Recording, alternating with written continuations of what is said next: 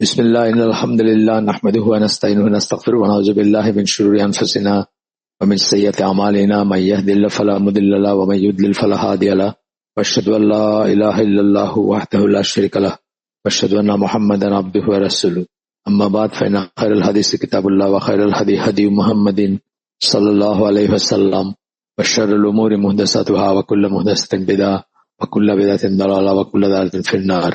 আসসালামু আলাইকুম ওয়া রাহমাতুল্লাহি ওয়া বারাকাতুহু। আমরা যে বইটা পড়তেছি how to approach and understand the Quran, আজকে আমরা যে অংশটা পড়বো সেটা আসলে হাউ টু অ্যাপ্রোচ এর ভিতর পড়ে আর কি। কোরআনের নিকটবর্তী হওয়ার পন্থা, কোরআনের কাছে আমরা কিভাবে যাব, কোরআনকে কি ভাববো, কতটুকু মানে কি পদ্ধতিতে কোরআনের কাছ থেকে আমরা জ্ঞান নেব অথবা কোরআন পড়বো, সবকিছু আসবে এখানে। হাউ টু অ্যাপ্রোচ কথাটার ভিতর যে সেন্স আছে, কোনো কিছুর কাছে কিভাবে যাব আমরা, সেটা নিয়ে কথা এখানে। প্রথমে বলতেছেন যে আমরা শেষ করে আসছি, এটা মুখ্য এবং গৌণ উদ্দেশ্য নিয়ে আমরা আলোচনা করছি। সেই উদ্দেশ্যগুলো আমরা করব, মানে জানবো আগেই, কোরআনের কাছে যাওয়ার আগেই জানবো যে কোরআনের মুখ্য উদ্দেশ্য এটা, এবং শুরু করার আগেই আর কি, মানে গবেষণা করার আগে বা আমরা যখন এটা নিয়ে তাদাব্বুর তাফাক্কুর যেটা বলি, যখন চিন্তা ভাবনা করবো তার আগেই কোরআন কি সেটা একটা রিয়েলাইজ করা উচিত, এবং এর মাধ্যমে আল্লাহ আপনাকে কি বলতেছেন সেটা উপলব্ধি করা উচিত।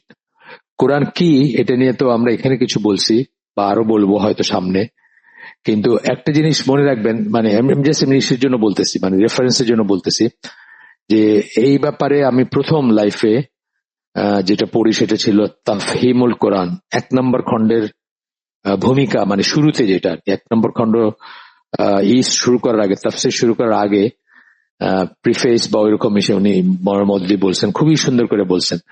এই জিনিসটা অনেক অনেক কোরআনের তাফসীর অথবা ট্রান্সলেশনে আপনি কখনোই পাবেন না। মানে এই জিনিসটা আমরা মিস করি, যে কোরআন এখানে যেটা বলছেন যে কোরআন আসলে কি, কোরআন আসলে কি বলতে, কোরআন তো আল্লাহর স্পিচ। এই বোধটা ব্রেইনে একদম এস্টাবলিশ থাকা উচিত আমাদের, যে কোরআন হচ্ছে আল্লাহর স্পিচ, কথা, আল্লাহর কালামুল্লাহ। এরপরে এর মাধ্যমে আল্লাহ থেকে কি বলছেন আছেন, তারপর বলতেছেন যে কিভাবে পড়বেন এবং কতটুকু উপকৃত হবেন।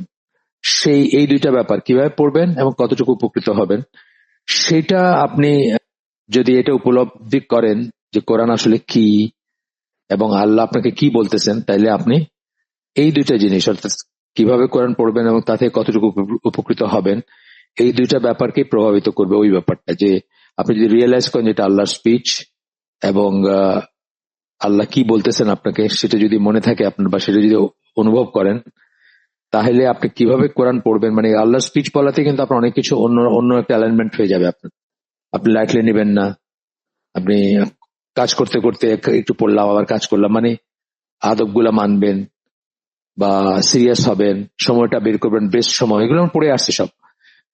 একটা দিনের সবচেয়ে বেস্ট সময় যেটা, যে সময় আপনার মনটা ফ্রি থাকে, অথবা আপনি রিসিভ করার জন্য আপনার ব্রেনটা ফ্রি থাকে, তখন সেরকম সময় বেছে নেবেন, ইত্যাদি ইত্যাদি। আচ্ছা, এরপরে বলতেছেন যে আপনি হয়তো কতগুলো কিছু আয়াত আগে পড়ছেন এবং সেই আয়াতগুলো হয়তো আপনি দ্রুত পড়ে গেছেন, যেটা আমরা খুব স্বাভাবিকভাবে যেটা করে থাকি সাধারণত তেলাওয়াতের সময়, অথবা মসজিদে একটু সময় আছে, 5 মিনিট সময় আছে, আমরা একটা কোরআন, 1 কপি কোরআন খুলে বসি, সেখানে কিন্তু আমরা আর এখানে মানে আমরা আর ওই কনসেন্ট্রেশনটা দেই না, ওইটা থাকে না আমাদের। তো সেগুলাকেও নতুন ভাবে বা আরো সিরিয়াসলি সেগুলাকে বোঝার চেষ্টা করা। যদি আপনি এই আগে যেগুলো বলে আসলাম, মুখ্য উদ্দেশ্য কি, গৌণ উদ্দেশ্য কি, এটা যে আল্লাহর স্পিচ, আল্লাহ আপনাকে কি বলতেছেন এখানে, এই সমস্ত জিনিসটা যদি চিন্তা করে তারপরে পড়তে বসেন, অথবা অধ্যয়নের জন্য বসেন, স্টাডি করার জন্য বসেন, তাহলে আপনি নতুন ভাবে আপনি যা পড়ে আসছেন সেগুলো দেখবেন আপনি নতুন। আমার তো প্রত্যেকবারই হয়, মানে ধরেন আমি যখন কভার টু কভার একটা পড়তেছি, চেষ্টা করি আমি কন্টিনিউয়াস পড়তে, কন্টিনিউয়াস মানে কিছু বাদ না দিয়ে আর কি। মানে ধরেন একটা তাফসীর, এখন আমি যেমন আল্লাহর ইচ্ছায় তাফসীর সাদি পড়তেছি, সূরা আলী ইমরানে আছি আমি এখন। তো এই আমি চেষ্টা করব 1 আয়াত হোক 2 আয়াত হোক, যাই হোক, আমি ধারাবাহিকভাবে পড়ার চেষ্টা করব, এবং আমি দেখতেছি কত নতুন জিনিস শিখতেছি। তার মানে এটা না যে আগে যাদের তাফসীর পড়ছি বা যাদেরই পড়ছি তারা দুর্বল ছিলেন বা তারা ছিলেন না, মানে তারা জ্ঞানী ছিলেন না তা না, কিন্তু আমি অনেক জ্ঞানী মানুষের তফসির আগে পড়ছি, তাই সেটা কিন্তু ঠিক না। কিন্তু প্রত্যেকটা তফসিরের অ্যাপ্রোচটা আলাদা হয়, অথবা দেখবেন যে কিছু জিনিস পাবেন যেটা অন্য কেউ এইভাবে ধরে ধরে বলেন নাই আপনাকে, বা এইভাবে হাইলাইট করেন নাই। যাই হোক, তো দেখবেন যে যেগুলো পড়ে আসছেন, যদি ইভেন যদি আপনি তফসিরও পড়ে থাকেন আগে একটা, এবং ধীরে সুস্থেই পড়ে থাকেন, দেখবেন যে এখানে আরো অনেক কিছু শুনতেছেন বা জানতেছেন যেটা আগে কেউ বলে নাই আপনাকে, বা আগে শুনেন নাই, বা আগে বোঝেন নাই। তো এই জন্য কোরআনের নিকটবর্তী হওয়ার পন্থা সমূহ নিয়ে আমরা আলোচনা করব এখানে এই চ্যাপ্টারে, যেটা আপনার জন্য, মানে আপনি যদি এগুলো মনে রেখে কোরআনের কাছে যান, তাহলে আপনি আরো বেশি উপকৃত হবেন আর কি। আর বলতেছেন বিশ্বাসীদের উপর কোরআনের যে ধরনের প্রভাবের বর্ণনা স্বয়ং আল্লাহ কোরআনে দিয়েছেন, পাঠক হয়তো ঠিক সেই মাত্রায় প্রভাবিত হতে পারেন। মানে কিরকম এফেক্ট থাকবে বিশ্বাসীদের উপর কোরআনের, এটা আল্লাহ বর্ণনা করছেন, আপনার উপর হয়তো সেই ধরনের এফেক্টই হবে। ডিজায়ার্ড এফেক্ট বলি না আমরা, বা ডিজায়ার্ড রেজাল্ট বলি আমরা অনেক সময়, যেটা কাঙ্ক্ষিত সেটা হবে। আল্লাহ বলতেছেন সূরা জুমারের 23 নম্বর আয়াতে, সবচেয়ে সুন্দর বাণীকে আল্লাহ একটি কিতাব রূপে নাজিল করেছেন। কিতাব রূপে নাজিল করেছেন সবচেয়ে সুন্দর বাণীকে, অবভিয়াসলি সবচেয়ে সুন্দর।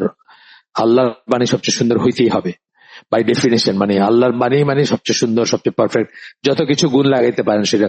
এবং এটা তো পার্ট অফ, এটা তো আল্লাহর সিফাতের অংশ।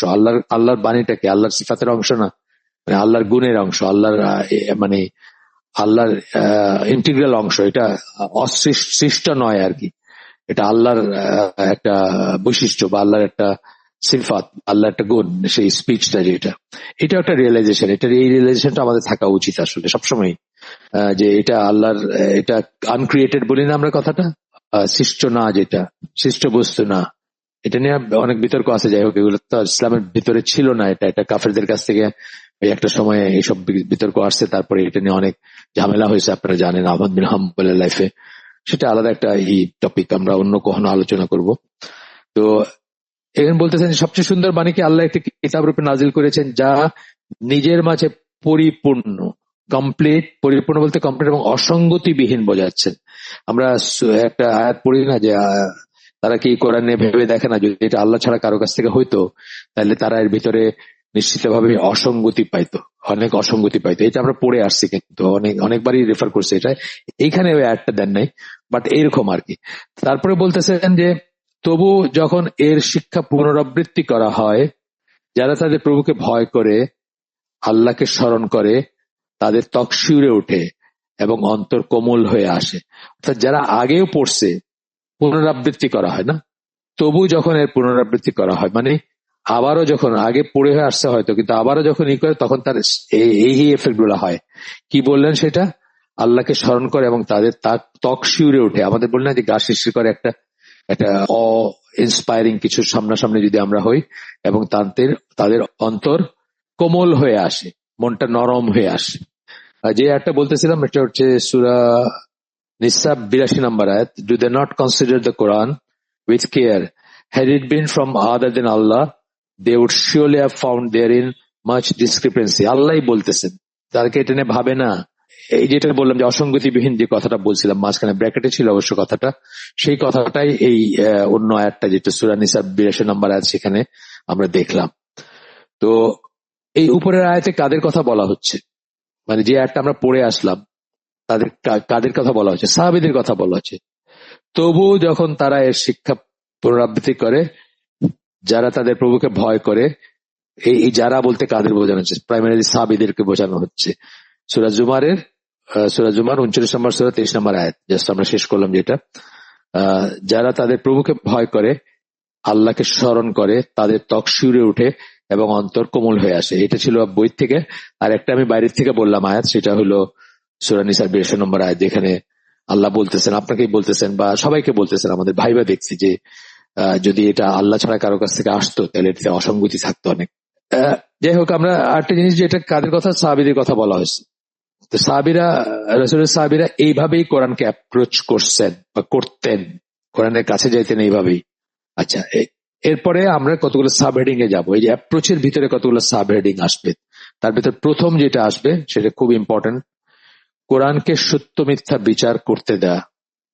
এইখানে আমরা অনেক সময় দেখছি যে অনেক বড় বড় আলেমরা এই দোষে দুষ্ট, যে তারা তারা তাদের মনে যেটা আছে, তারা যেটা বলতে চান, তারা যে মতটা ফলো করেন অথবা তাদের যে ইনক্লাইনেশন যেটাকে আমরা বলি, এক একটা জিনিসের প্রতি এক এক রকমের মানে এক একটা ব্যাপারে তাদের একটা মত আছে, সেই মতটাই তারা খুঁজে বের করে আপনাকে গিলাইতে চেষ্টা করেন। মানে সেই মতটাকে টুইস্ট করে হইলেও সেটাকে করে মানে আপনাকে আমাকে বা নিজেকেও বা নিজের অনুসারীদেরকে তারা সেটা গিলাইতে চেষ্টা করেন। এটা একটা খুবই ভয়ঙ্কর একটা মানে ব্যাপার মুসলিম উম্মার ভিতরে, এবং এইটার থেকে মুসলিম উম্মা অনেকভাবে বিভক্ত হয়েছে, সেটা আমরা দেখবো পরে ইনশাল্লাহ যে কিভাবে মুসলিম উম্মা বিভক্ত হয়ে গেছে এই কারণে যে কোরআনকে সত্য মিথ্যা বিচার করতে না দেওয়ার কারণে, নিজের একটা প্রি কনসিভড নোশন নিয়ে বা আগের থেকেই একটা ধ্যান ধারণা নিয়ে যে কোরআন এরকম বলছে বা আমি এটা শুনতে চাই বা এটা আমি প্রমাণ করতে চাই বা এটা আমি খুঁজে বের করব, এই ধরনের একটা ধ্যান ধারণা নিয়ে যখন কোরআনের কাছে যাবেন তখন কোরআনের সত্যটা আপনার কাছে ধরা দিবে না। অনেক উদাহরণ দিতে পারবো আমরা, আমরা এখানে প্রথমে যাই ওনারা কি বলছেন দেখি, তারপরে আমরা আরো কিছু উদাহরণ দিব। এটা তো আমরা জানি যে সিরাতুল মুস্তাকিম এবং সত্যের দিকে আমাদের পথ নির্দেশনা দেয়। কোরআন আমাদেরকে কিসের দিকে ডাকে, কিসের নির্দেশনা দেয়, কোন পথ দেখায়? সিরাতুল মুস্তাকিম, সরল পথ দেখায়, এবং সত্যের দিকে আমাদের ডাকে বা সত্যের দিকে আমাদের পথ দেখায়, সত্যের পথ দেখায়। এটা হচ্ছে তার মুখ্য উদ্দেশ্যের একটা কোরআনের। আচ্ছা, কিন্তু কোরআনকে কোরআনকে আমাদের পথ নির্দেশনা দেবার অবকাশ দিতে হবে। খুব ইম্পর্টেন্ট কথা বলছেন, কিন্তু তাকে একটা চান্স দিতে হবে। সোজা কথা, কোরআনকে একটা চান্স দিতে হবে যেন আমাদেরকে পথ নির্দেশনা দিতে পারে। আমি যদি সকাল থেকে বলি আমি সব জানি, তো আমি সব জানি যে সেটা কনফার্ম করতে আসছে এখানে যে আমার মাযহাব বা আমার গোত্র বা আমার যে গোষ্ঠী জনগোষ্ঠী তারা যা মনে করে কোরআন সম্বন্ধে, আমি সেটা খুঁজতে আসছি, আমি জানি এটা ঠিক, এইটা আমি দেখতে আসছি এখানে এবং আমি খুঁজতেছি এটা কোথায় আছে, তাই ব্যাপারটা অন্য হয়ে যাবে। তো এই জন্য বলতেছেন তাকে তাকে বলতে এখানে কোরআনকে বোঝাচ্ছেন। কোরআনকে পাঠক যে তাকে পাঠককে পথ নির্দেশনা দেবার অবকাশ দিতে হবে, তাকে একটা চান্স দিতে হবে, স্কোপ দিতে হবে। সিরাতুল মুস্তাকিমের সৎপথ কি? পাঠককে সেই ব্যাপারে বাতলে দেবার জন্য কোরআনকে সুযোগ দিতে হবে। অর্থাৎ একজন পাঠক খোলা মন নিয়ে কোরআনের কাছে যাবে, অ্যাজ ইফ যে আমরা বললাম সাদা কাগজ, দাগ নাই আর কি, আগের থেকে কিছু লেখা নাই, সেরকম একটা মন নিয়ে কোরআনের কাছে যাবেন। পাঠক যদি কোনটা ঠিক এবং কোনটা ভুল শেষের মধ্যে আগেই মনস্থির করে বসেন বা বসে থাকেন এবং তারপরে নিজের সিদ্ধান্তের পক্ষে সমর্থন খুঁজতে কোরআনের শরণাপন্ন হন, তাহলে কোরআন কখনোই তাকে তার মাঝে নিহিত পথ নির্দেশনা দেবে না। এখানে একটা আয়াতের কথা আসবে পরে, আমি আর বললাম না এখন, ওই সময়টাই বলবো, আর বিস্তারিত বলবো।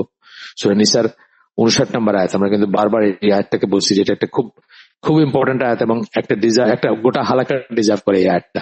মানে এত এত কথা আছে এই আয়াতটার ভিতরে, এত ফিক এখান থেকে বের হয়ে আসে বা এত আন্ডারস্ট্যান্ডিং এখান থেকে বের হয়ে আসে। আচ্ছা, আসলে সেক্ষেত্রে কোরআনকে সেই পথ নির্দেশনা বা দিক নির্দেশনা দেওয়ার সুযোগই দেওয়া হলো না বলা যায়। আপনি যদি আগের থেকেই ঠিক করেন তাহলে আপনি কোরআনকে সুযোগই দিলেন না সে যে একটা হিদায়তের গ্রন্থ, কোরআন যে হিদায়তের গ্রন্থ বা দিক নির্দেশনা দেওয়ার গ্রন্থ, সত্য মিথ্যা যাচাই করার গ্রন্থ, যার মাধ্যমে যার মানে criteria between right and wrong আমরা বলি না, মানে ক্রাইটেরিয়ন বলি আর কি, মানে সিঙ্গুলার বলি যদি, বিটুইন রাইট এন্ড রং, সত্য মিথ্যার পার্থক্যকারী। ফুরকান, ফুরকান কথাটার ভিতরে যে এটা আসে, যে সেন্সটা আসে, কোরআনের একটা নাম হচ্ছে ফুরকান, আল ফুরকান, তো ওইখানে যে ইটা আসে সেটা আর কি, সেই সেন্সটা। এরপরে বলতেছেন দুর্ভাগ্যজনক ভাবে কিছু পাঠকের বেলা, এখানে বোল্ড ফেস, এটা পুরাটা পড়ি, কোরআনকে নিজের হয়ে কথা বলতে না দিয়ে তারা নিজেরাই বারংবার কোরআনের হয়ে কথা বলতে শুরু করেন। কোরআন পড়তে গিয়ে তারা যদি এমন কোন অধ্যায় আসেন সত্য সম্বন্ধে তার মস্তিষ্কে লালিত পূর্ব নির্ধারিত, মস্তিষ্ক মানে ব্রেইনে থাকা লালিত মানে পালা পোষা পূর্ব নির্ধারিত ধারণা বিরুদ্ধ হয়, আপনি যা শুনে জেনে বড় হয়েছেন তার বিরুদ্ধে হয়, তাহলে দেখা যাবে কোরআন যা বলছে তা মেনে নেওয়ার পরিবর্তে তারা কোরআনকে এমন ভাবে ব্যাখ্যা করার চেষ্টা করেন যা তাদের বিশ্বাস ও ধ্যান ধারণার সাথে সঙ্গতিপূর্ণ হয়। ওনারা ওই একটাতে যাবেন, গিয়া একটা দিক করবেন, আর আমরা আরো একটা দিক দেখবো, ওই সূরা নিসার 59 নম্বর আয়াতে যাব আমরা, তখন একটু অন্যভাবে আমরা দেখবো। ওইখানে দেখবেন এই কথাগুলো যদিও আগে বলে ফেলছেন, এখানে বলছেন, কিন্তু ওইখানে দেখবেন কত কত প্রযোজ্য মনে হবে যখন আমরা ব্যাখ্যা করে দেখাবো যে কিভাবে মানুষ এই কাজটা করে থাকেন সাধারণত। কোরআন অনুযায়ী তাদের চিন্তা ও বিশ্বাসকে মানে এইরকম যাদের কথা বললেন যাদের কথা এইমাত্র শেষ করলাম আমরা বোল্ড ফেস এটা বা মানে হাইলাইটেড এটা শেষ করলাম আমরা, যাদের কথা বললেন তারা এই সত্যটা উপলব্ধি করতে ব্যর্থ হন যে কোরআন অনুযায়ী তাদের চিন্তা ও বিশ্বাসকে পরিবর্তন করা আবশ্যক। কোরআন অনুযায়ী আমার চিন্তা এবং বিশ্বাসকে পরিবর্তন করা দরকার, না হলে আমি লাভবান হতে পারবো না। কারণ আমি তো আগেই ধরে নিচ্ছি কোরআন এটা বলছি। সি আই টোল্ড ইউ, কথা আছে না ইংরেজিতে, আমি তো বলছিলাম এই যে দেখেন না এটা লেখা আছে, আমি আগে ডিসাইড করে নিচ্ছি যে এটা লেখা আছে এবং এটা আমার কথাই বলছে কোরআন এবং আমার কথাটা ঠিক, ইত্যাদি ইত্যাদি। কোরআন অনুযায়ী তাদের চিন্তা ও বিশ্বাসকে পরিবর্তন করা আবশ্যক, কিন্তু এর উল্টো চেষ্টা কখনোই গ্রহণযোগ্য না। উল্টা মানে কোরআন অনুযায়ী আপনার চিন্তা এবং আপনার বিশ্বাসকে পরিবর্তন করা উচিত, কিন্তু এর উল্টাটা কি হবে, আপনার ধারণা অনুযায়ী কোরআনের চিন্তা অথবা কোরআনের বিশ্বাস বা কোরআন যা বলতেছে সেটাকে আপনি ডিফাইন করলেন বা সেটাকে পরিবর্তন করলেন। উল্টাটা কখনোই গ্রহণযোগ্য না, কারণ ওটা আল্লাহর কথা, ওটা অ্যাবসলিউট সত্য এবং ওটা ইটার্নাল ট্রুথ আর কি, যদি আমরা বলি সর্বসময়ের জন্য অ্যাবসলিউট সত্য এটা। তাই বলতেছেন উল্টাটা গ্রহণযোগ্য না। এরপরে একটু বলতেছেন যিনি কোরআন নাজিল করেছেন সেই আল্লাহ সুবহানাহু ওয়া তাআলা তাদের কল্পনা প্রসূত তফসির বা ব্যাখ্যার মুখাপেক্ষী নন।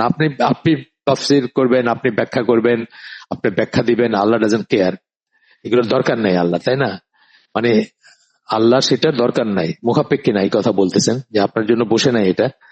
রাসূল সাল্লাল্লাহু আলাইহি ওয়াসাল্লামের সুন্নাহর সমন্বয়ে পবিত্র কোরআন সত্যকে স্পষ্ট সাদামাটা ভাষায় উপস্থাপন করে, যার পরে আল্লাহ পবিত্র কোরআনে যা বলেছেন তা তিনি গ্রহণ করবেন কিনা সেটা পাঠকের একান্ত নিজস্ব একটা সিদ্ধান্তের ব্যাপার হয়ে দাঁড়ায়। আল্লাহ অলরেডি ব্যাখ্যা করে দিচ্ছেন রাসূলের সুন্নাহর মাধ্যমে বা অন্যান্য এসে। আমরা জানি কোরআনের তফসিরের, আমরা উসুল তাফসিরে এইখানেও আসবে পরে, উসুল তাফসির বা তফসিরের মূলনীতির ভিতরে আমরা বলছি যে প্রথম বা প্রধান তিনটা সোর্স হচ্ছে কোরআনের তফসির কোরআন দিয়ে, অর্থাৎ কোরআনের একটা আয়াতের তফসির আরেকটা আয়াত দিয়ে, তারপর কোরআনের তফসির সুন্নাহ দিয়ে, ব্যাখ্যাটা সুন্নাহ দিয়ে, আর হচ্ছে যে সাহাবীরা ঐক্যমত্যের ভিত্তিতে যদি কিছু বুঝে থাকেন। এই তিনটা হচ্ছে প্রাইমারি সোর্স। আরো দুইটা ব্যাপার আছে, আরো আন্ডারস্ট্যান্ডিং এর ব্যাপার আছে, আরবিক ল্যাঙ্গুয়েজ এবং যুক্তি তর্ক এগুলোর ব্যাপার আছে, সেগুলা দিয়েও কেউ কোরআনকে ব্যাখ্যা করার চেষ্টা করতে পারেন, কিন্তু শর্ত হচ্ছে ওই তিনটার এগেনস্টে যাবে না। তাহলে ওই তিনটা তো রাসূলের লাইফ টাইমে কমপ্লিট হয়ে গেছে, তাই না? তো আপনি এখন সেটা নিবেন কিনা নাকি নিজের মতো করে করবেন, এটা আপনার নিজস্ব ব্যাপার। কিন্তু আপনি যদি নিজের মতো করে সবকিছু আগে থেকে ঠিক করে নিয়ে কোরআনের কাছে যান, তাহলে আপনি লাভবান হবে না বা আপনার কোনো হবে না। মানে ধরেন যারা কাফের মুশরিক, যারা কোরআন ট্রান্সলেট করছেন না, জন আরবেরি, তারপরে গিরিশচন্দ্র সেন, তারপরে আরো আছেন এরকম অনেক অনেক নাম বলতে পারতাম আমি, দুনিয়াতে অনেকেই করছেন কাফের মুশরিক যারা ছিলেন বা হাফ কাফের এরকম ছিলেন, তারা করছেন। এখন তারা তো আপনার ধরেন কোরআনকে কথা বলতে দেননি, তারা তো নিজেদের ধরেন যারা কোরআন ট্রান্সলেট করার পরেও, পড়ার পরেও কাফের রয়ে গেছেন, তারা কি কোরআনের হয়ে কথা বলতে দিচ্ছেন? দেন নাই তো। তারা এজিউম করে নিছেন যে কোরআন একটা মিথ্যা মানব রচিত কিছু, বা মোহাম্মদ সাল্লাল্লাহু আলাইহি ওয়াসাল্লাম লিখছেন বা আরেকটা কিছু, মানে আমি জানি না, তাদের মন গড়া যাই তাদের মনে আসে সেটা তারা মনে করে এটার কাছে গেছেন, কোরআনের কাছে গেছেন।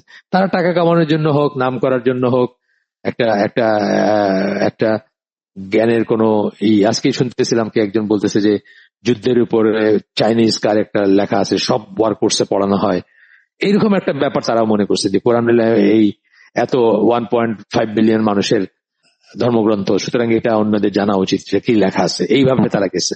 তারা তো আর কোরআনের কাছে হেদায়েত পাওয়ার জন্য যান নাই, সুতরাং তারা লাভবান হন নাই সেখান থেকে। এরপরে বলতেছেন কোনটা সত্য কোনটা মিথ্যা তা কোরআনকে বিচার করতে না দেওয়াই বিভিন্ন উৎপদগামী ও বিপদগামী গোষ্ঠীর বা বিপদগামী গোষ্ঠী যারা, তাদের প্রধান বৈশিষ্ট্য, যাদেরকে আমরা আহলুল বিদা বলি বা মুফতাদি বলি। আহলুল বিদা মানে বিদাতের দল আর কি, বা বিদাতের লোক, মুফতাদি বলি অনেক সময়। তাদের বৈশিষ্ট্য কি হচ্ছে যে কোনটা সত্য কোনটা মিথ্যা সেটা কোরআনকে বিচার করতে না দেওয়া। এই প্রসঙ্গে আমি আপনাদের আগে বলছি, আবার একটু বলি, সূরা মায়েদার 15-16 নম্বর আয়াত, এটা কিন্তু এই এক ধরনের বিদাতের এই আয়াতটা ইউজ করে। দেখেন আমি পড়ি, আগে শোনেন, এটা এখানে নাই, অন্যখান থেকে পড়তেছি আমি। আল্লাহর কাছ থেকে জ্যোতি ও স্পষ্ট কিতাব তোমাদের কাছে এসেছে, যারা আল্লাহ সন্তুষ্টি লাভ করতে চায় এটা দ্বারা তিনি তাদের শান্তির পথে পরিচালিত করেন এবং তার ইচ্ছা অনুযায়ী তাদের অন্ধকার থেকে বের করে আলোর দিকে নিয়ে যান এবং তাদের সরল পথে পরিচালিত করেন। এইটাকে দলিল হিসাবে ব্যবহার করে তারা যে রাসূল হলেন আলোর তৈরি, হ্যাঁ, রাসূল নূরের তৈরি। রক্ত মাংসের না।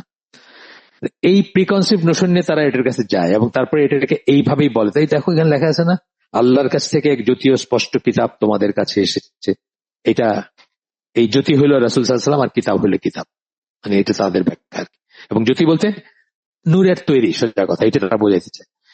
ওইটা নিয়ে যায় তারা, কখনো এটা পড়ে দেখে নাই যে এটা সম্বন্ধে সাহাবীরা কি বুঝছেন। সাহাবীরা কি কখনো রাসূলকে আলোর মনে করছেন, আলোরই মনে করছেন? তাহলে উনি অসুস্থ হইলে ওনাকে দেখতে গেছেন কেন? ওনার দাঁত ভেঙে রক্ত পড়ছে, সাহাবীরা পরিচর্যা করছেন না? সাহাবীরা দেখছেন উনি আহত হয়েছেন, সাহাবীরা দেখছেন ওনার বাচ্চা কাচ্চা হয়েছে, সাহাবীরা দেখছেন উনি বাথরুমে গেছেন, তার জন্য পানির ব্যবস্থা করছেন। হ্যাঁ, সাহাবীরা দেখছেন, মানে তারা কি কখনো এই পসিবিলিটিটা কখনো উচ্চারণ করছেন যে আল্লাহ রাসূল নূরের তৈরি? কখনোই করেন নাই। কিন্তু আমাদের এখনকার যারা উৎপদগামী, যেটা বললাম হেরেটিক্স, যারা উৎপদগামী হেরেটিক্স বা বিপদগামী গোষ্ঠী যারা, তারা কিন্তু এই সমস্ত কথাগুলো বলে। কত থিওরি আছে এটা নিয়ে, কত ধরনের থিওরি আছে, মানে অকল্পনীয় থিওরি আছে রাসূল কি সেটা নিয়ে। এগুলো হচ্ছে তাদের প্রধান বৈশিষ্ট্য। বিদাতি যারা, তারা কোরআনকে কোনটা সত্য কোনটা মিথ্যা এটা বলতে দেয় না, তারা নিজেরা আগে থেকে ডিসাইড করে নেয় যে এইটা ঠিক, এবং তারপরে গিয়ে বলে লুক আই টোল্ড ইউ, অথবা সি আই টোল্ড ইউ, এরকম করে বলবে আর কি আপনাকে। এরপরে হচ্ছে তারা পূর্ব নির্ধারিত, মানে বিদাতিদের কথা বলতেছেন, তারা পূর্ব নির্ধারিত মনোভাব ও দৃষ্টিভঙ্গি নিয়ে কোরআনের নিকটবর্তী হয়েছে এবং তাদের মতামতকে কোরআনের উপর চাপিয়ে দেওয়ার চেষ্টা করেছে। তাদের মতামতকে কোরআনের উপরে চাপিয়ে দেওয়ার চেষ্টা করছে তারা, তাদের মতামতকে, not the other way round. তাদের যে মতামত সেটাকে তারা কোরআনের উপর চাপাই দিয়ে সেটাকে আল্লাহর বাণী বইলা বা আল্লাহ বলছেন বলে তারা চালায় দেয়। এটা খুবই কমন। মুক্তাদি যারা আছে, যারা বিপদগামী গোষ্ঠী, তাদের ভিতর খুবই কম। আমি বললাম আমাদের দেশের কমন একটা আর কি, আলো তৈরি মনে করা রাসূলকে। ওই মিলাদে রাসূল আসেন, ওর যে চেয়ার খালি রাখা, হজবিল্লাহ, এগুলো আমাদের দেশের এইগুলা বলতেছি, আপনি আমাদের দেশের সমস্যাগুলো বলতেছি। আরো ডিফারেন্ট ডিফারেন্ট দেশে ডিফারেন্ট ডিফারেন্ট সমস্যা আছে, বা ডিফারেন্ট ডিফারেন্ট ওয়ার্ল্ড ভিউ আছে এইসব ব্যাপার নিয়ে। যাই হোক, এবং যেহেতু সবাই আমরা কোরআনে বিশ্বাস করি, সুতরাং বেদাতীরা চাবে কোরআন দিয়ে তাদের থিওরিটা প্রুফ করতে। তাহলে আপনার উপরে আপনাকে একটা, মানে আপনার তো জ্ঞান নাই, আপনাকে আটকায় দিল এক জায়গায়, আপনাকে এক জায়গায় আটকায় দিল তার মতো। যেমন আমি আরেকটা ক্লাসিক উদাহরণ বলছি আপনাদের আগে, লা ইকরাহা ফিদ্দীন, দিনের ব্যাপারে কোনো জোরাজুরি নাই। ধরেন এই জিনিসটাকে তো অনেকেই বলবে, গান শুনে যারা, নাটক দেখে, সিনেমা দেখে, বেপর্দা চলে, তারা কিন্তু বলবে দিনের ব্যাপারে কোনো জোরাজুরি নেই। এই কথাটা যে মুসলিমদের বেলায় বলা হয় নাই, সেই গানটা আপনার নাই, এবং কোরআনকে সে কথা বলতে দেয় না। কোরআনের সে জানতেও চায় না যে এই কথাটা আল্লাহ কেন বলছেন, কোথায় বলছেন, কিন্তু সে এটা শুনছে একটা ফ্রেজ, দিনের ব্যাপারে জোরাজুরি নেই। সো আপনি যখন তাকে বললেন যে এইভাবে তোমার চলা উচিত, সে আপনাকে শোনাই দেবে দিনের ব্যাপারে কোনো জোরাজুরি নেই। অথচ কত বড় মিথ্যা কথা! দিনের ব্যাপারে জোরাজুরি নেই মানে দিনের ব্যাপারে মুসলিম যদি দিন ত্যাগ করে, তার ইসলামিক দেশে, ইসলামী শাসন যে দেশে চলে, সেই দেশে তার শাস্তি হচ্ছে মৃত্যুদণ্ড। তাকে সুযোগ দেওয়া হবে তওবা করার এবং ফিরে আসার, আত্মপক্ষ সমর্থন করার সুযোগ দেওয়া হবে, কিন্তু তার শাস্তি হচ্ছে মৃত্যুদণ্ড। তাহলে জোরাজুরি নাই নাকি? দিনের ব্যাপারে জোরাজুরি নেই? অবশ্যই আছে, দিনের ব্যাপারে জোরাজুরি নেই। দিনের ব্যাপারে অবশ্যই জোরাজুরি আছে। আপনার ছেলে যদি কাফের হয়ে যেতে, ত্যায্য হয়ে যাবে, সে আপনাকে ইনহেরিট করবে না। ধরেন আপনার ছেলে বাংলাদেশে থাকে না, আমেরিকায়, কানাডায়, অস্ট্রেলিয়া বা ইউকে তে থাকে, সে মুরতাদ হয়ে গেল, সে বললো আমি আর আব্বা আম্মা এসবে বিশ্বাস করি না। আমি আর করে, আমাদের অনেক অনেক ঘরে ঘরে এই জ্বালা আছে আমাদের দেশে। আমার কাছে কতজন যে কত ভয়ে এটার জন্য নিঃশ্বাস ফেলেন, অনেক মানুষ আমার কাছে জানতে চান, জিজ্ঞেস করেন কি করবেন। তো সে কি হবে তখন? তাকে ত্যায্য করে দিবেন আপনি, সে আপনাকে ইনহেরিট করবে না। তখন কাফের কখনো মুসলমানের উত্তরাধিকারী হইতে পারে না। মুসলিম যেমন কাফের উত্তরাধিকারী হবে না, মিরাস যেটাকে আমরা বলি, ওয়ারিস যেটাকে বলি, সেটা হবে না, তেমনি কাফেরও মুসলিমের উত্তরাধিকারী হবে না। তাহলে কাফের ছেলে যদি কাফের হয়ে যায়, সে বাপের থেকে কিছু পাবে না। এটাই ইসলামের জোরাজুরি না? এটা অবশ্যই জোরাজুরি।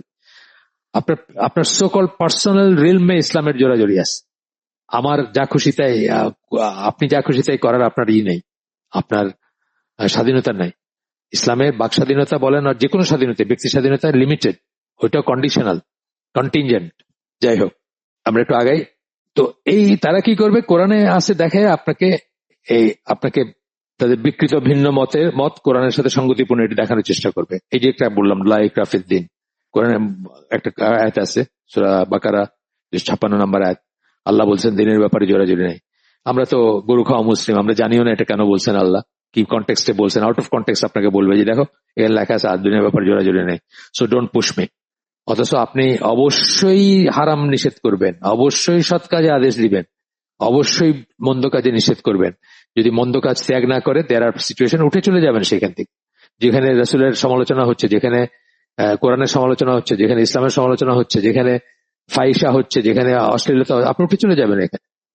এখানে আমাদের একজন বোন আছেন যিনি আমাকে বলছেন তার বাসায় একজন তার নিকটাত্মীয় আসছেন, এসে বলতেছেন তোমাদের মোহাম্মদ এটা বলছে। আমি বলছি ওর বাসায় ঢুকতে দিবেন না, ওর বাসায় ঢুকতে দিবেন না, দরজা খুলবেন না, দরজার ওখান থেকে বলবেন যে তুমি যাও।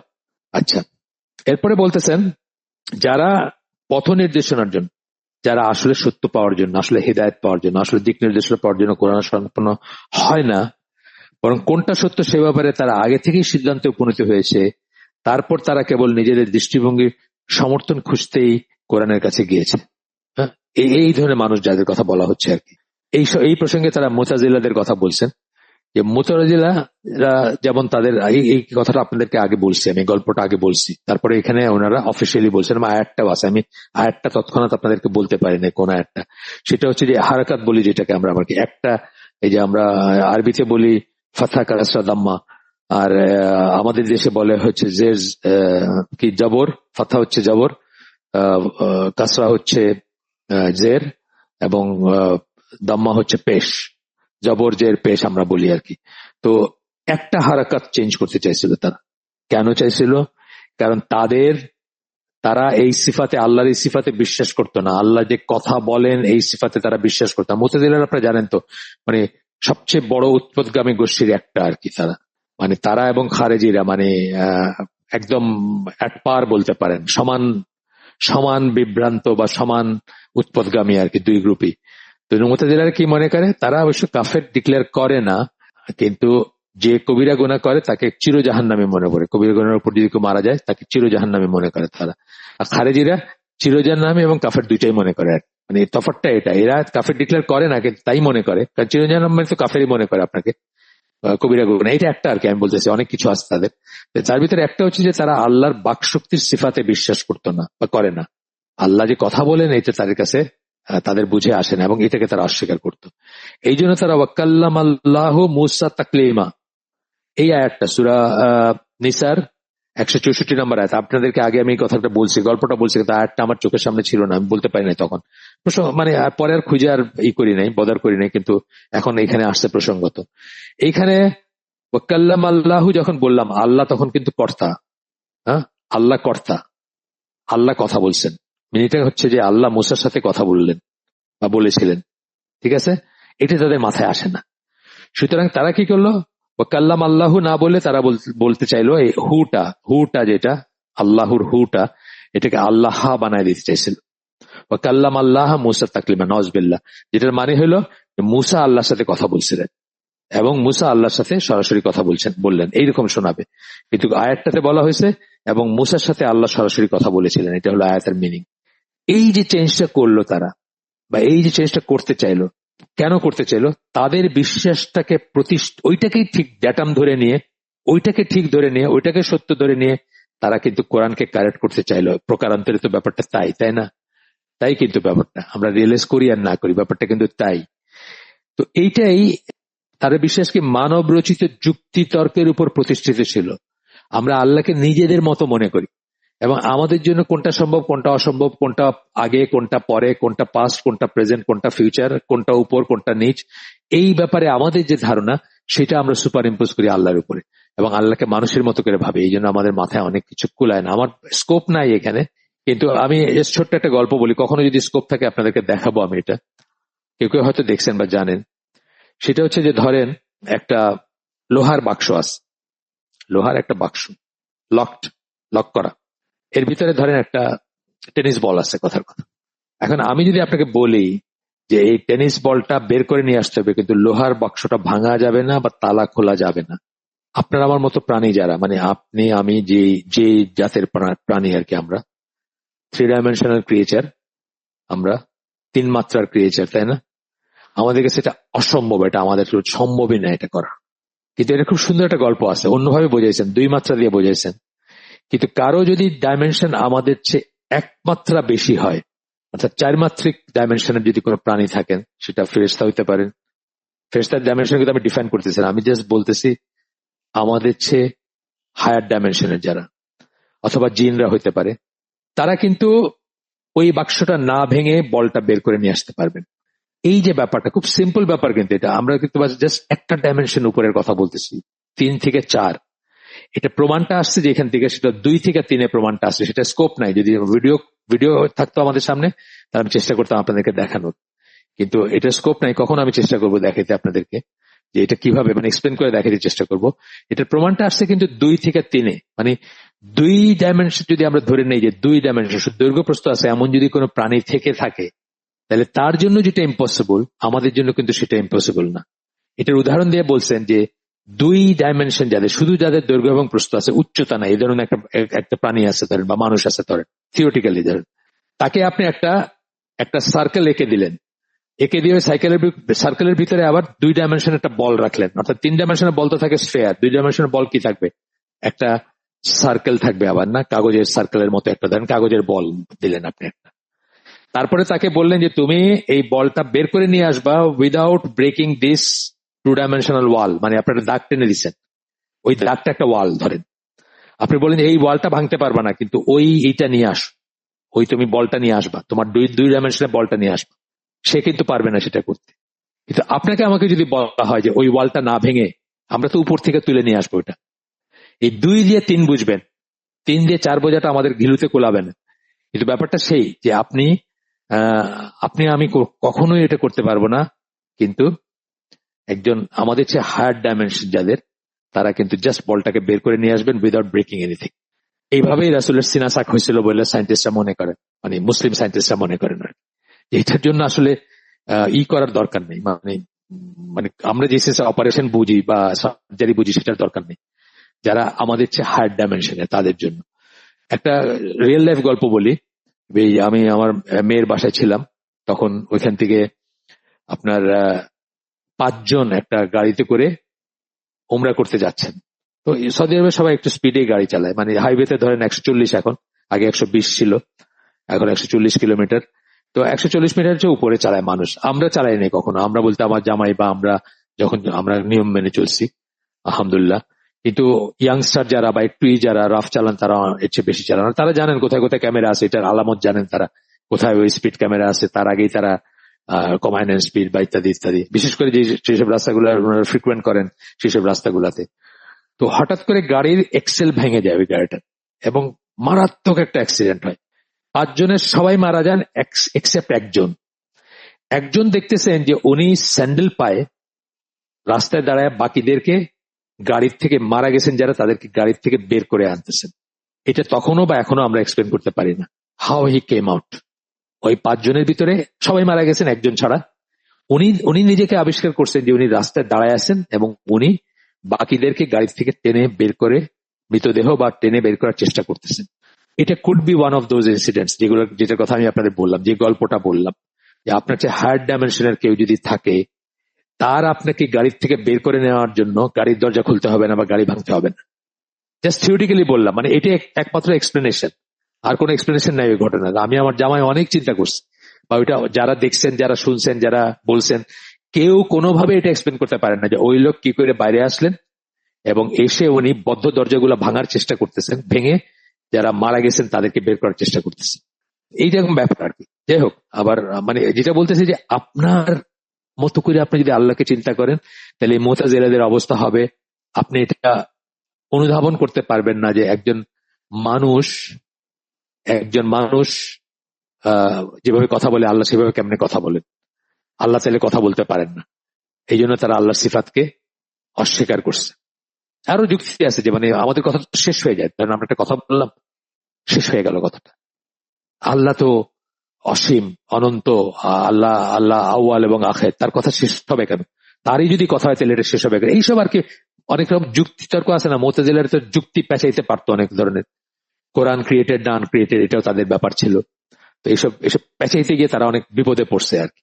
যাই হোক, এখনো আছে মুতাজিলারা, নিয়ম মুতাজিলা আছেন দুনিয়াতে। আমি জানি উনি বেঁচে আছেন কিনা। কুয়েতে একজন স্কলার ছিলেন নিয়ম মুতাজিলা, ফাতহে ওসমান, উনি এখনো বেঁচে আছেন কিনা আমি জানি না। এই ধরনের আছেন আর কি, যারা শুধুমাত্র যুক্তির উপর নির্ভর করে যতটুকু মানা যায় সেটুকু মানবেন, যুক্তির বাইরে মানতে রাজি না।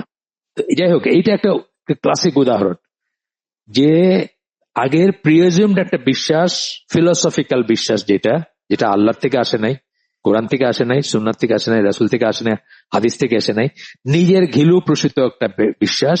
সেই বিশ্বাসের উপর নির্ভর করে ওনারা মনে করছেন যে আল্লাহ তো কথা বলতে পারেন না, সুতরাং তারা কোরআনের আয়াতের একটা হারকত চেঞ্জ করতে চাইছিলেন। সারা দুনিয়া সেটাকে রিজেক্ট করছে। এখনো কোরআন রাসূল যেভাবে পড়ছেন সেভাবে আপনার সামনে আসে, কিন্তু বলতেছি যে চেষ্টা করছিলেন তারা, কারণ তাদের বুঝে কোলায় না। আচ্ছা, এরপরে পটভূমির বাইরে গিয়ে একটা আয়াতকে উদ্ধৃত করলে অথবা কোনো একটি বিষয়ের সাথে সম্পৃক্ত অন্য আয়াতকে অবজ্ঞা করলে কখনোই কোনো বিষয়ে পূর্ণ চিত্রটি পাওয়া যাবে না। যেমন আমি বললাম, আয়াত অংশ করে মানুষ উদ্ধৃত, বাকিটা বলে না। বাকিটা বললে তো আপনার সে যেটা বলতে চাইছে সেটা আর থাকবে না, আউট অফ কনটেক্সট। একটা উদাহরণ যেটা আমি বললাম, লা ইকরাহা ফিদ্দীন, সূরা বাকারা 256 নম্বর আয়াত। আরেকটা উদাহরণ হচ্ছে আলাইহা তিসআতা আশার, ওই যে সূরা মুদ্দাসসির 30 নম্বর আয়াত, ওভার 8 আর 19। হ্যাঁ, আপনি যদি জেন্ডারের ইসে না যান, আরবিতে তো 8 এর জেন্ডার আছে। 8টা কি, তাই না? হাজা হাজি আছে না, হাজা হাজিহি আছে না, তো আপনার 8 এরও জেন্ডার আছে। কিন্তু উনি ওনার প্রিএজিউম নোশন দিয়ে ওভার 8 আর 19 বলে ডক্টর আশরাফ খলিফা উনি বললেন যে কোরআনে 19 নাম্বারটা হচ্ছে কোরআনের উপরে একটা ইসের মতো আপনার বেঁধে দেওয়া একটা ফর্মুলা, কোরআনের উপরে 19 নাম্বারটা রয়েছে, এটা তার কথা ছিল। আউট অফ কনটেক্সট এটাকে করলেন, তাই না? কিন্তু এটা কত ফ্যালাসিয়াস, পুরাটা পড়লে যে কেউ বুঝবে যে এটা একেবারেই শুদ্ধ না। প্লাস ওনার যে সবচেয়ে বড় ভুলটা হয়েছিল, আলাইহা বলা হয়েছে ওই আয়াতটাতে। কোরআনকে কিন্তু গোটা কোরআনের সব জায়গায় ম্যাসকুলিন বলা হয়েছে, হু বলা হয়েছে, হা বলা হয়নি। কিন্তু ওই আয়াতটাতে আলাইহা বলা হয়েছে, এবং তারপরে জাহান্নামের বর্ণনা আছে। সকল স্কলাররা মনে করেন, সকল কোরআনের স্কলাররা মনে করেন যে এটা হচ্ছে আপনারই কি বলে, আপনার 19 জন ফেরেশতার কথা বলা হয়েছে। 19 জন আলাইহা, যেহেতু হা মানে জাহান্নাম তো ফেমিনিন, কোরআন ম্যাসকুলিন, কিন্তু জাহান্নাম তো ফেমিনিন, জান্নাত জাহান্নাম ফেমিনিন। তো এটা ফেমিনিন বলা হয়েছে, জাহান্নামের কথা বলা হয়েছে, জাহান্নামের উপরে 19 জন ফেরেশতার কথা বলা হয়েছে এখানে, সকল স্কলার মনে করেন। কিন্তু উনি আউট অফ কন্টেক্সট এটাকে উদ্ধৃত করে বলছেন যে না, এটা তো এরকম। এইটা আর কি, মানে আপনার মন যা চায় সেটা যদি আপনার হাওয়া, আপনার কামনা, আপনার বাসনা, আপনার ইনক্লাইনেশন, আপনার থিওরি, আপনার নিজস্ব এক্সপ্লেনেশনের থিওরি বা উইজডম, আপনার যুক্তি, এই জন্য আমরা কি আহলে সুন্নাত জামার একটা মূলনীতি আপনাদেরকে বলছি, অনেকবার বলছি, আগে আবার বলতেছি, যে যদি কখনো নাস, টেক্সট বা নকল যেটাকে বলি আমরা, সেটা আকলের সাথে কন্ট্রাডিক্ট করে, আকলের বিরুদ্ধে যায়, তাহলে নকল থাকবে, আকল চলে যাবে। আপনার যুক্তি, আপনার প্রজ্ঞা, আপনার মেধা, এগুলো যাবে, নকলটা থাকবে, আকল চলে যাবে, নকল থাকবে, অর্থাৎ টেক্সটটা থাকবে। কারণ টেক্সট যিনি করছেন, ওনার উইজডম আপনার উইজডমের সাথে কম্পারেবল না। উনি আদির থেকে অন্ত, ইটার্নিটি টু ইটার্নিটি সবকিছু সম্বন্ধে ওনার জ্ঞান আছে। সুতরাং উনি যেটা বলছেন ওটা অ্যাবসলিউট, আপনি যেটা বলতেছেন এটা রিলেটিভ বা আপনারটা ফ্লড, এইটাই ধরে নিতে হবে। তখন পটভূমির বাইরে গিয়ে একটি আয়াতকে উদ্ধৃত করলে অথবা কোনো একটি বিষয়ের সাথে সম্পৃক্ত অন্য আয়াতকে অবজ্ঞা করলে কখনোই কোনো বিষয়ের পূর্ণ চিত্রটি পাওয়া যাবে না। এই যে সূরা মুদ্দাসসিরের 30 নম্বর আয়াত যেটা বললাম, তারপরের আয়াতগুলো পড়লে যে কেউ বুঝবে যে আল্লাহ কি নিয়ে কথা বলতেছেন, কিন্তু আপনি আউট অফ কন্টেক্সট একটা আয়াত করলেন এখানে। তো বলতেছেন যে যা সঠিক নয় সেটাও প্রমাণ করতে কোরআন ব্যবহার করা যেতে পারে। আপনি যে আউট অফ কন্টেক্সট ইউজ করেন, যেমন আমি লা ইকরাহা ফিদ্দীন বললাম, সঠিক না, আপনি বললেন যে তাহলে মুসলমান মানে আমাকে জোর করেন, আমাকে তুমি জোর করতেছো কেন, আমার গান শুনতে না করুন না, আমার নাচতে না করুন না, আমার সিনেমা দেখতে না করুন না, আমার আর কিছু করতে না করুন না, দিনের ব্যাপারে কোনো জোরাজোরি নেই, লাকুম দিনুকুম বলে দিন, পারলে বলে দিবেন আপনি। সেটা কাফের আর মুসলিমের বেলায় বলা হয়েছে, পারলে আপনাকে সেটাও শোনাই দিবেন। এরকম আছে মানুষ, বাংলাদেশি আছে, আপনাকে শোনাই দিবে যে তুমি তোমার মতো থাকি, আমি আমার মতো থাকি। এটা কি আপনার মুসলমানের বেলায় বলা হয়েছে? না, এটা মুসলমানের ব্যাপারে বলা হয়নি, কাফেরদের ব্যাপারে বলা হয়েছে। এই কাফেরদের সাথে আমাদের কোনো গিভ এন্ড টেক নাই। তাকফিরের সূরা হচ্ছে সূরা কাফিরুন। আর মানে আমরা যে দিনের শেষে একটা দিন যেটাকে কাউন্ট করি আমরা, রাতের শেষেই বলি, এই বিতরের নামাজ অথবা ফজরের ফরজ সুন্নাহ নামাজ, বিতরের নামাজ অথবা ফজরের সুন্নাহ নামাজ কি সূরা দিয়ে পড়ি? ইউজুয়ালি বিতরের নামাজের শেষ 2 রাকাত কি দিয়ে পড়ি? সূরা কাফিরুন, সূরা ইখলাস। সূরা কাফিরুন হচ্ছে তাকফিরের সূরা, সম্পর্ক ছিন্ন করা, এক্সকমিউনিকেশন, কাফেরদের সাথে আমাদের কোনো সম্পর্ক নাই, এটা ডিক্লারেশন।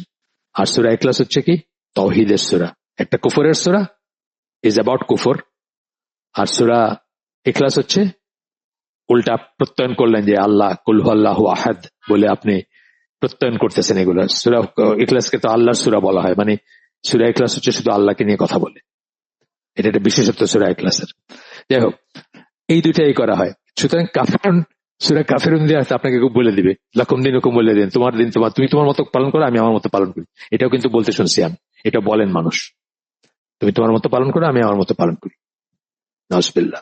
আচ্ছা, আসেন এখন এরপরে বলতেছেন, কেউ যদি প্রমাণ করতে চায় যে কোন মুসলিম ভূমিতে কোন সরকার যতই অন ইসলামিক হোক না কেন, তার প্রতি অনুগত ও বিশ্বস্ত থাকা অবশ্য করণীয়, সে যাই হোক না কেন, সে ফাসিক, সে কাফের, সে নাম কাওয়াস্তে মুসলমান, অথবা সে যত কিছু বলতে পারেন আর কি, মানে ভার্চুয়াল কাফের বা কিছু, তথাপি তার আনুগত্য করতে হবে। এটা যদি আপনি দেখাইতে চান, তাহলে আপনি সূরা নিসার, এখন আসতেছে সূরা নিসার 59 নম্বর আয়াতটা, সেটার আপনি শুধুমাত্র একটু জায়গা বাদ দিয়ে, মানে একটা অংশ পড়বেন যেখানে আল্লাহ বলতেছেন ইয়া আইয়ুহাল্লাযীনা আমানু আতিউল্লাহ ওয়া আতিউর রাসূলা ওয়া উলিল আমরি মিনকুম।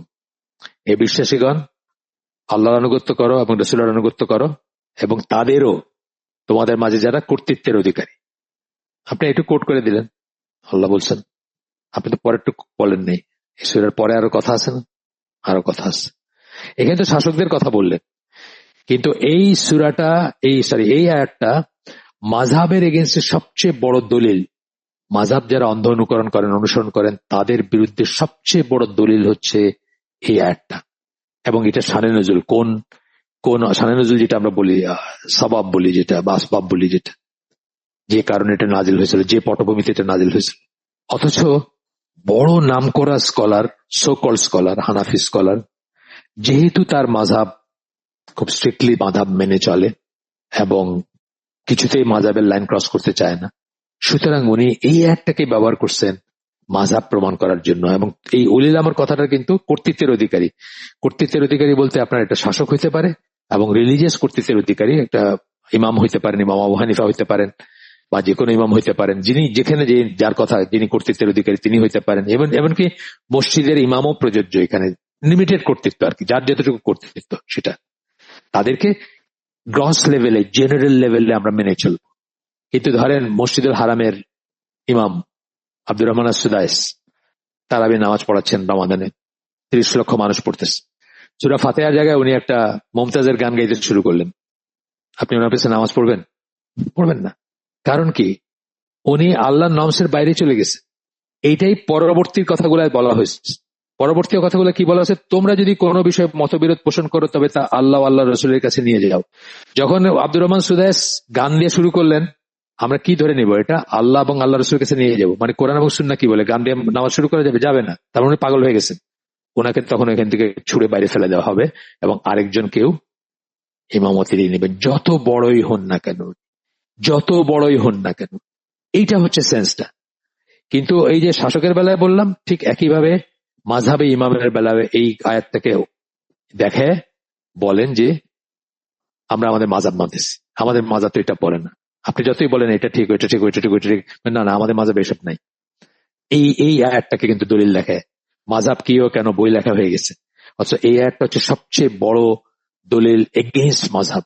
আপনাদেরকে বলছিলাম গল্পটা, কেউ নতুন আছেন আবার বলি একটু, যে রাসূল সাল্লাল্লাহু আলাইহি ওয়াসাল্লাম একদল সাহাবীকে একজনের লিডারশিপে আমির বানায়, একজনের, যেটা নিয়ম ছিল প্রতি 3 জন যদি বাইরে আমরা ট্রাভেল করি, একজন আমির, একজন সফরের আমির আমরাও ঠিক করে নিই। কিন্তু অনেক সময় এটার অনেক উইজডম আছে।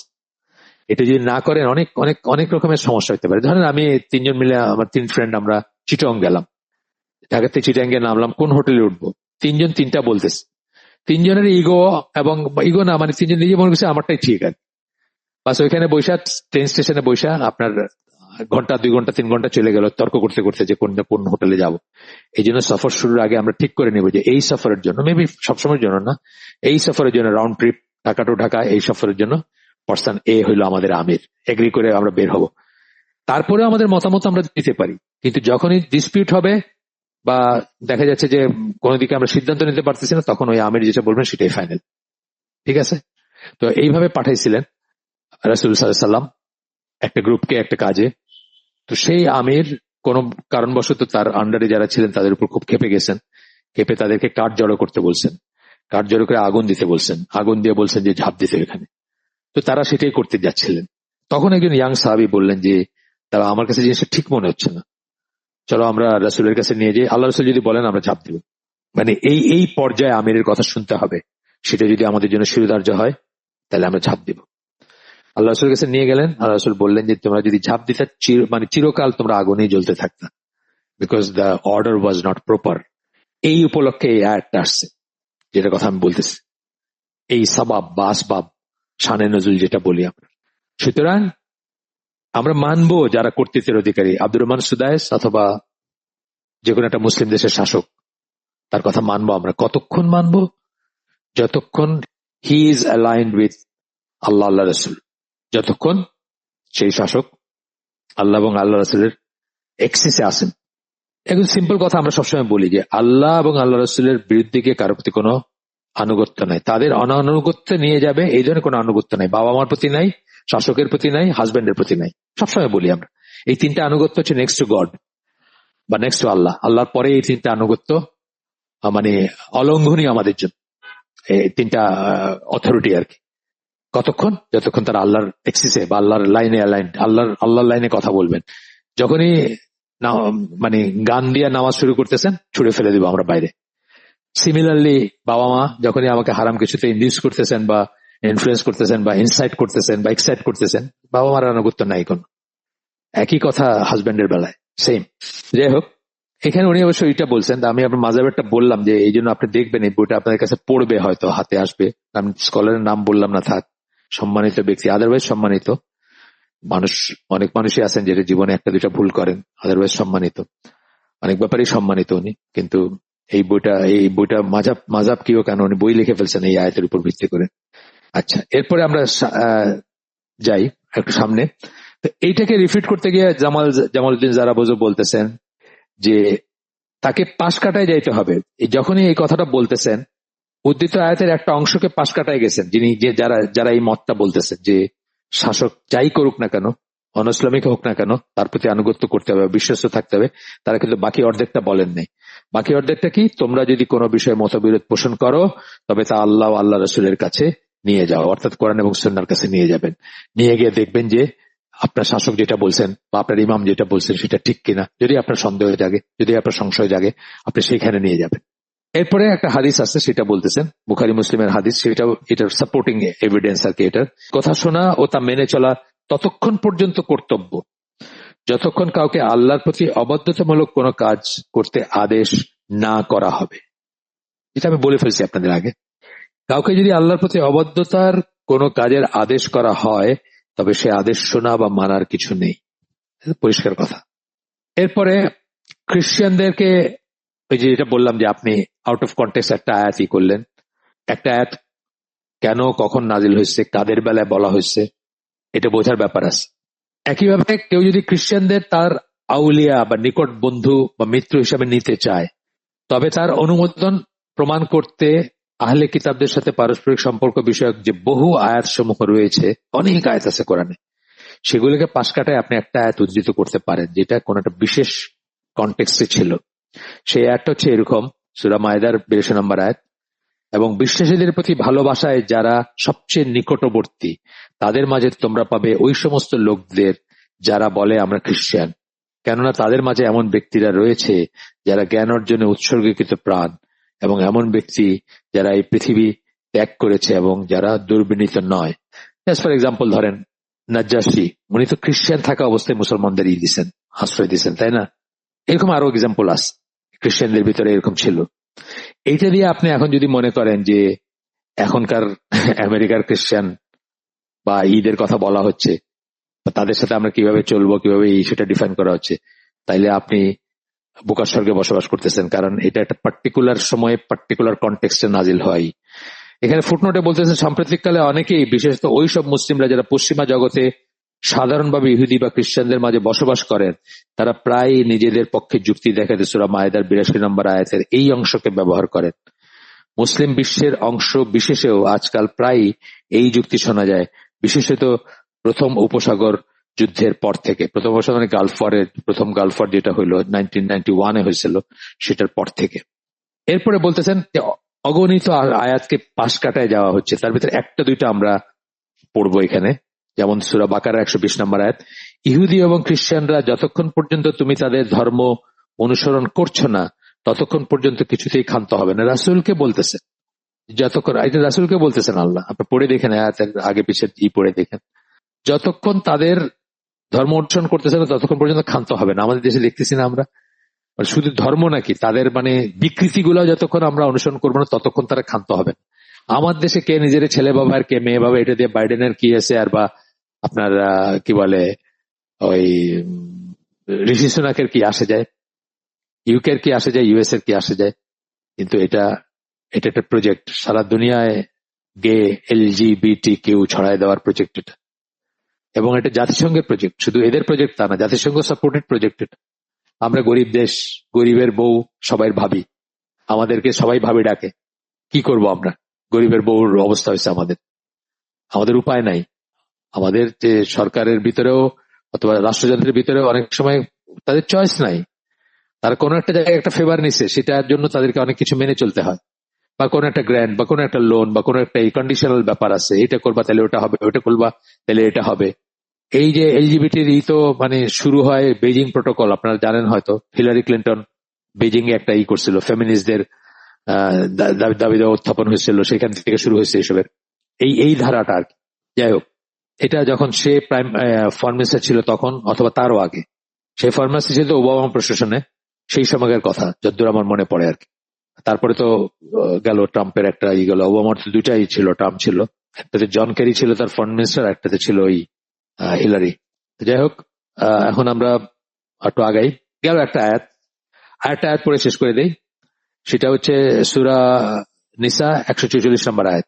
আল্লাহ বলতেছেন, হে বিশ্বাসীগণ, বিশ্বাসীদের রেখে অবিশ্বাসীদের নিকট বন্ধু হিসাবে গ্রহণ করো না। নিকট বন্ধু আর সরি, অবিশ্বাসীদের নিকট বন্ধু, ক্লোজ ফ্রেন্ড আর কি, নিকট বন্ধু হিসাবে গ্রহণ করো না। আসলে আউলিয়া কথাটা আল্লাহ ইউজ করছেন, সেটাকে এখানে ট্রান্সলেট করেছেন নিকট বন্ধু। আউলিয়া কথাটা আপনি জানেন, ফ্রেন্ডস, প্রোটেক্টার্স, এই সেন্স গুলো আসে, সেন্স অফ বিলঙ্গিং আসে, আপনার নিজের একজন, সেই সেন্সটা আসে। হে বিশ্বাসীগণ, বিশ্বাসীদের রেখে অবিশ্বাসীদের নিকট বন্ধু হিসাবে গ্রহণ করো না। তোমরা কি আল্লাহর দরবারে নিজেদের বিরুদ্ধে খোলাখুলি প্রমাণ রাখবে? তোমরা কি দলিল রেখে দিবা নাকি আল্লাহর কাছে তোমরা কি করলা? অর্থাৎ তোমরা এমন একটা কাজ করছো যেটা অত্যন্ত বড় একটা গর্হিত কাজ, সেটার দলিল রেখো না। বিশ্বাসীদের রেখে অবিশ্বাসীদের আউলিয়া হিসাবে গ্রহণ করে না। আউলিয়া হচ্ছে ওয়ালির প্লুরাল, আমরা আগে বলছি। মিনিং হচ্ছে ফ্রেন্ডস, প্রোটেক্টার্স ইত্যাদি, এই সমস্ত মিনিং গুলো আসে আর কি। তো আমরা আজকে আমাদের হালাকা এখানে শেষ করে দিব। সুবহানাকা আল্লাহুম্মা ওয়া বিহামদিকা আশহাদু আল্লা ইলাহা ইল্লা আনতা আস্তাগফিরুকা ওয়া আতুবু ইলাইক। আমরা যে শুনলাম তার ভিতরে ভালো কিছু শুনে থাকলে সমস্ত প্রশংসা আল্লাহর, আলহামদুলিল্লাহ। খারাপ কিছু শুনে থাকলে সমস্ত ব্যর্থতা আমার এবং শয়তানের তরফ থেকে। আল্লাহ আমাদেরকে তৌফিক দিন যে ভালো শুনলাম তার উপর আমল করার। আসসালামু আলাইকুম ওয়া রাহমাতুল্লাহি ওয়া বারাকাতুহু।